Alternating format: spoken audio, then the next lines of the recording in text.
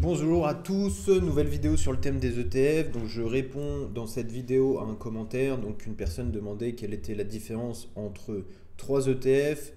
Donc l'ETF SPY, donc SPY, un autre ETF qui s'appelle VOO et un troisième qui s'appelle IVV.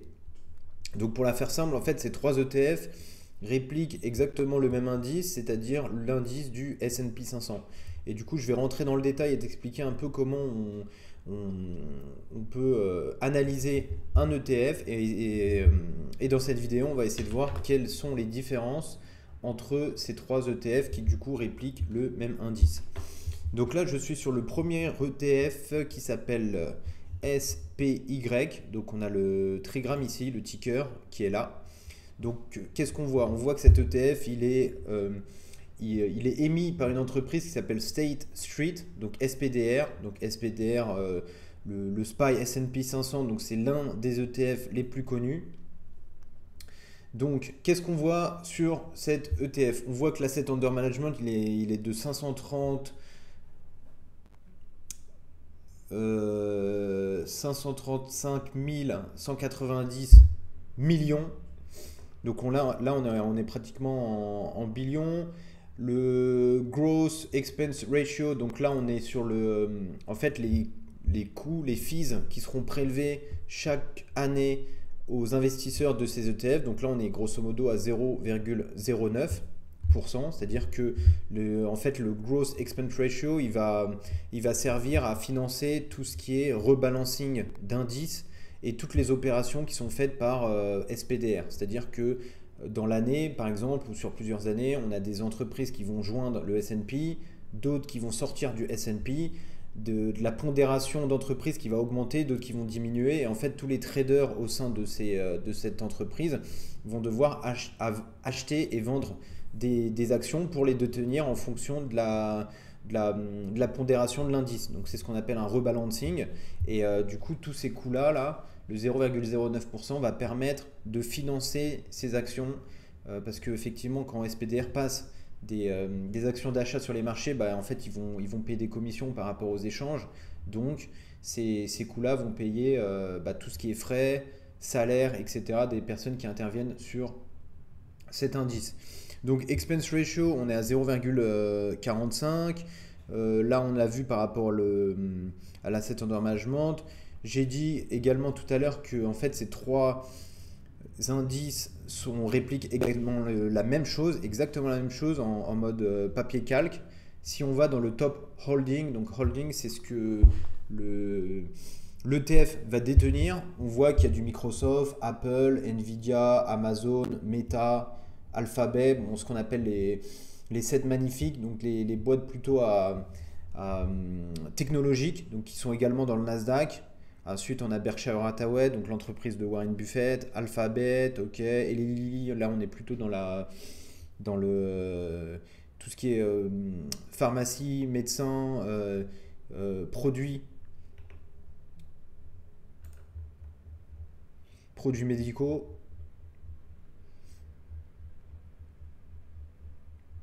Ok, US, ok, donc là, expense ratio. Donc là, par exemple, si on va au niveau également des volumes, je crois qu'on est sur les volumes.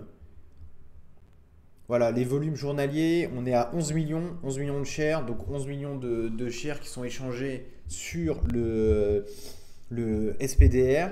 Et également, ce qu'on voit, c'est que là, j'ai vu tout à l'heure une partie sur options, donc optionnabilité, c'est-à-dire que les produits dérivés euh, euh, qui peuvent avoir comme sous-jacent l'ETF, il me semble qu'on est sur oui sur celui-ci. On va regarder options.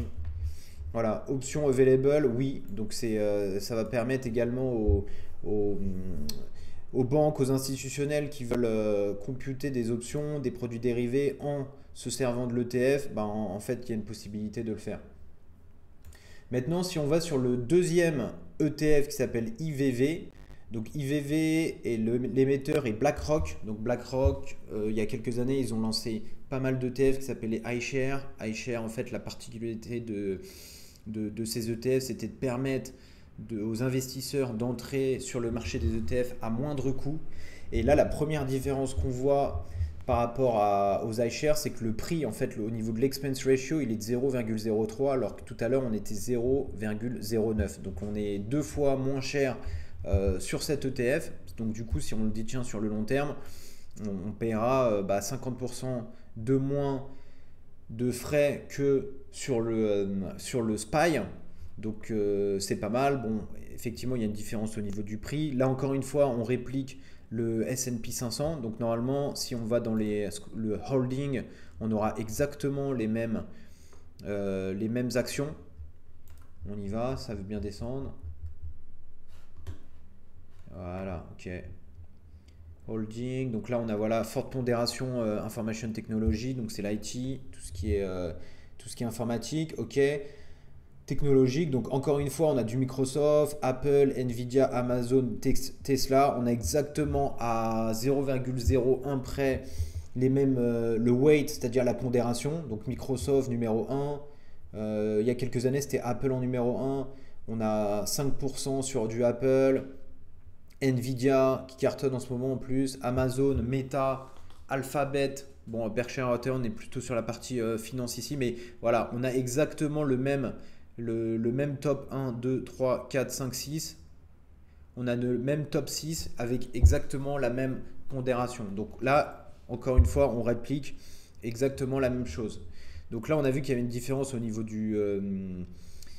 des expense ratio. Donc ça coûtera moins cher de détenir le IVV, c'est-à-dire il y aura moins de frais qui seront prélevés. En termes de net asset, sur le fond, là on est à 439 millions, alors que tout à l'heure on était, je crois, on était à 500, pardon, on est à 439 milliards, alors que tout à l'heure on était à 503 milliards il me semble. Et au niveau des volumes journaliers, là on est à pratiquement 7 millions de shares par jour, alors que tout à l'heure on était à 11 millions il me semble. Donc voilà, en termes de volume, on est supérieur sur le SPY, alors que sur le IVV, effectivement, on a moins d'expense ratio, mais on a moins de volume, c'est-à-dire qu'au niveau de liquidité, sur le SPY, on est quand même plus intéressant. Je passe sur le troisième ETF, donc Vanguard. Vanguard, donc c'est également l'une des premières entreprises à avoir démocratisé les ETF. Donc là, on est sur un ETF VOO pour le ticker. Émetteur Vanguard. Là encore une fois, on réplique l'indice du S&P 500. Donc là, logiquement, on devrait avoir exactement les mêmes holdings, c'est-à-dire les mêmes entreprises qui sont détenues par l'ETF. Microsoft, Apple, Amazon, Nvidia, Meta. Grosso modo, on va avoir le même top 6. Et au-delà du top 6, on va avoir exactement les mêmes entreprises, parce que si on rentre dans le détail sur les 500 entreprises, on a pratiquement les mêmes dans le même ordre avec à peu près la même pondération. Donc, la différence entre VOO, IVV, SPY, donc là par exemple, ce qu'on vient de voir, ce qui s'est chargé sur l'écran, on voit que pour le VOO, on a le même expense ratio que IVV. On est à 0,03%, alors que pour rappel, sur le SPY, on était à 0,09%. Donc là encore, on est 2 fois moins cher par rapport aux frais qui seront prélevés. Donc c'est pas mal. C'est pas mal. Ok, bon, on a une différence au niveau du prix. Ok, donc là, juste pour info, je vais descendre sur les holdings, ce qui est détenu par l'ETF. Ok, consumer service, forte pondération, information technology, donc toute la partie techno, on est à 29,8%, ce qui est normal parce que dans le top 6, on avait uniquement des entreprises technologiques. Donc là encore, on a Microsoft, Apple, Nvidia, Amazon, Meta, Google, Berkshire Hathaway, ok, on a exactement le même top 10, Hello Lily, Broadcom, donc là on est sur les communications. Ok, donc on a exactement la même chose. Du coup là en fait ce que je vais regarder c'est les volumes. Les volumes, pour info, on était à 7 millions de shares par jour sur IVV, on était à pratiquement 11 millions de shares sur le SPY. Et il me semble que sur celui-là, j'avais vu, on était à 5 millions de shares par jour. Ça veut bien se charger. Où est-ce qu'on est? Volume. Volume.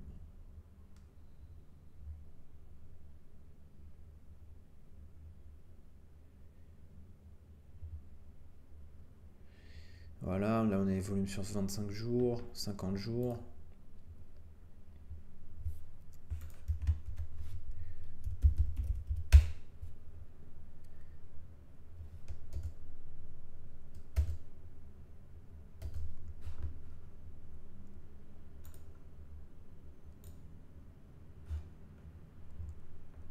Ah ok. Ok, donc ouais, au niveau des volumes, là on est à 5,8 millions, alors que sur le IVV on avait un peu plus de volume, on était à 7 millions, et sur le SPY on était à 11 millions en termes de volume. Donc bon, on est quand même intéressant, on est moins intéressant en termes de liquidité par rapport au IVV et encore moins par rapport au SPY. Par contre, les deux points intéressants au niveau du VOO et du IVV, ce sont les expense ratio qui sont de 0,03. A contrario, sur le SPY, on a un expense ratio de 0,09. Par contre, le point intéressant sur le SPY, c'est que les volumes sont supérieurs par rapport aux autres, parce que là, sur le SPY, on est à 11 millions de shares par jour, donc 11 millions de titres qui sont échangés par rapport à 7 millions pour IVV et 5 millions pour le VOO. Et également, qu'est-ce qu'on voit? On voit que pour les institutionnels, la partie optionnabilité, c'est un point qui est intéressant. Donc j'ai l'impression que le SPY, il remporte la course sur la partie optionnabilité. Mais si tu n'as pas besoin à faire des options sur le SPY, le IVV et le VO feront très bien l'affaire.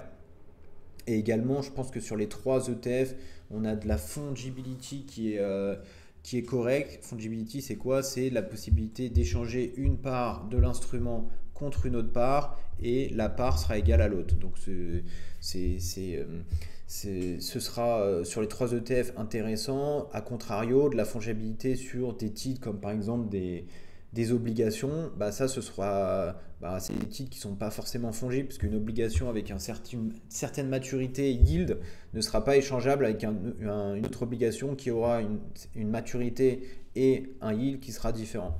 Donc ça c'est le point négatif au niveau des options. Par contre, au niveau de la fungibility sur les ETF, là on est plutôt pas mal.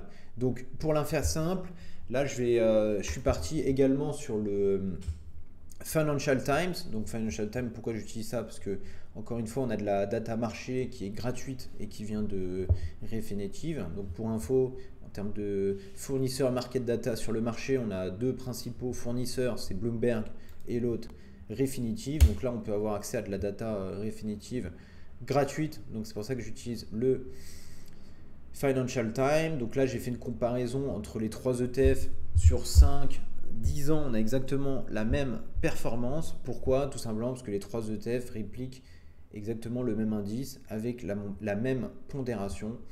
Donc on a la même performance sur le long terme. Donc je vais te montrer ça, ça veut bien charger. Voilà. Donc là on est sur 1 an. J'ai pris le IVV, SPY, VOO. On voit que sur 1 an, on a grosso modo 27% de perf. Bon, effectivement, ça change un peu. On voit qu'on a 0,1% de perf en moins sur le SPY. Pourquoi? Tout simplement parce qu'on a l'expense ratio qui est supérieur sur le SPY versus les IVV et VO qui, eux, ont exactement le même expense ratio. D'ailleurs, on est à 27,4 sur les deux, sur le SPY et IVV. Si je vais sur 10 ans, on aura bien entendu la même performance, donc 179,12, 179,6 et 180 sur le VOO. Si je rentre un peu plus dans le détail sur le SPY, on voit également, bon, ça permet de faire une comparaison un peu plus rapide, parce que là, c'est vrai que je suis rentré dans le détail. Je suis parti d'ailleurs pour avoir les informations sur chaque site internet des émetteurs, donc le site de SPDR, le site de BlackRock, iShares et le site de Vanguard pour la partie VOO. Et là, en fait, si on va sur Financial Times, bon, on pourrait aller sur Morningstar. Il y a d'autres sites qui permettent de récupérer les infos aussi. Là, on voit que on a le total net asset par ETF. Donc, par exemple, tout à l'heure, je parlais de 503 billions pour SPY, 449 billions pour IVV et 1 trillion pour VOO. Bah, en fait, tout simplement, l'information elle est disponible sur le site du Financial Times. On les voit ici. Donc, total net asset 503,33 billions à la date du 29 février. Donc, ça, c'est pour le SPY. Si on va sur IVV, on verra qu'on sera à 400 de mémoire, 449 billions. Donc, billions, c'est des milliards. Hein. C'est bien chargé.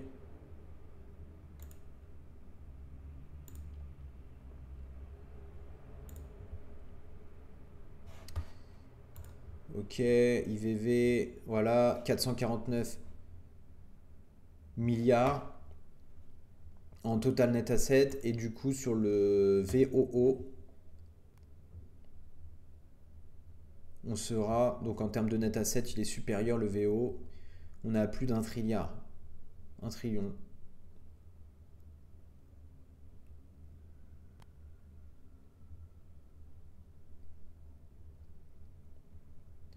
VOO 1,07 trillion.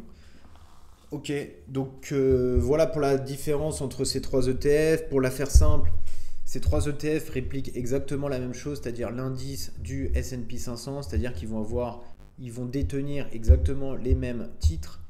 On voit que sur le SPY, on a un expense ratio qui est supérieur et qui a même qui est au double par rapport aux deux autres. On a 0,09% pour le SPY versus 0,03% pour VOO et IVV.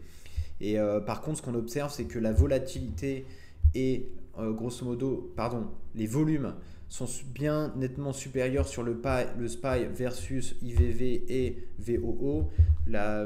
Donc liquidité, ça permet lorsqu'on veut passer une opération sur les marchés, on sera exécuté le plus rapidement possible. Pourquoi? Parce qu'il y a beaucoup plus d'acheteurs et de vendeurs versus IVV et VOO. Par contre, voilà, si tu n'as pas besoin de rechercher une liquidité exceptionnelle, le IVV et VOO auront un expense ratio 2 fois moins cher et feront exactement le même travail sur une détention en long terme. On a vu que le SPY pour les investisseurs institutionnels, il permettait une optionnabilité, c'est-à-dire de lier des options à l'ETF SPY qui peut être intéressant. Mais par contre, si toi, tu n'as pas besoin forcément d'options, de faire de l'option ou des produits dérivés, le IVV et le VOO feront un très bon travail. J'ai vu également que sur le long terme, on avait de plus en plus de fonds qui allaient sur le VOO, alors qu'il y a plusieurs années, on avait le SPY qui détenait 100% du flow, c'est-à-dire les volumes d'investisseurs allaient à 100% sur le VO, et on voit que sur le SPY, et on voit que sur les dernières années, on a de plus en plus d'investisseurs qui commencent à aller sur le IVV et le VOO. Et si on suit la tendance actuelle, il est possible que sur le long terme, il y a un basculement des volumes d'investisseurs sur le VOO. Donc aujourd'hui, le SPY remporte la course en termes de flow, mais il est possible que sur le long terme, on aura un flow de plus en plus intéressant sur l'ETF VOO. Donc à voir, on verra, l'avenir nous le dira. Et puis voilà, c'est à bien comprendre que cette vidéo n'est pas un conseil d'investissement, mais bien entendu, il est intéressant d'investir dans les ETF sur le long terme avec de la discipline et peut-être en faisant du DCA, c'est-à-dire chaque mois on met un peu 100 $, 200, 300, 400, 500 en fonction de ta capacité d'investir.